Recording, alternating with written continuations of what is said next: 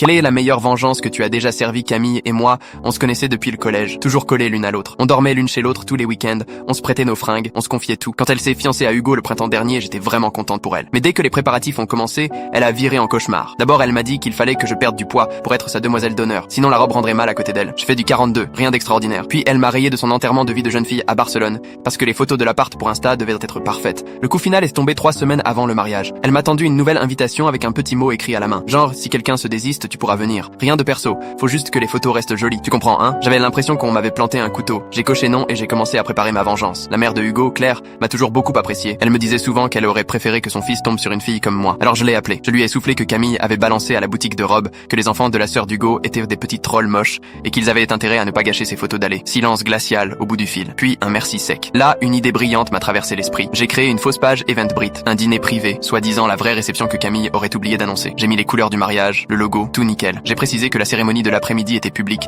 mais que la fête intime aurait lieu le soir dans une brasserie chic du centre. J'ai envoyé le lien à une vingtaine d'invités, surtout la famille d'Hugo et ses potes de fac, des gens pas assez proches de Camille pour vérifier. J'ai insisté sur le côté exclusif, genre seuls les proches, vraiment proches. Les réponses ont fusé, les invités hyper excités, certains demandaient même s'il fallait prévoir 2 cadeaux. Le jour J, moi j'étais tranquille sur mon canapé avec des sushis, Camille postait en story, maquillage, photos de couple, tout le package. Puis vers 16h, le carnage, des tables entières vides, les gens du côté de la famille d'Hugo manquaient de partout. Ils bombardèrent le groupe de textos pour savoir l'adresse du dîner. Camille m'a appelé en larmes le soir même. Personne n'était venu, ils croyaient tous qu'il y avait une autre fête ailleurs. Elle me demande si j'avais entendu parler d'un dîner. J'ai pris ma voix la plus naïve. Oh mince, c'est horrible. Ça doit être un bug d'organisation. Tu sais comme c'est le chaos les mariages. Elle n'a jamais su que c'était moi. La famille d'Hugo a juste pensé qu'elle était désordonnée. Certains proches n'ont jamais offert de cadeaux, persuadés qu'ils donneraient ça au vrai dîner plus tard. 6 mois après, Camille et Hugo se sont séparés. Sa belle famille ne lui a jamais pardonné ce désastre, et elle lui reprochait de ne pas avoir géré ses proches.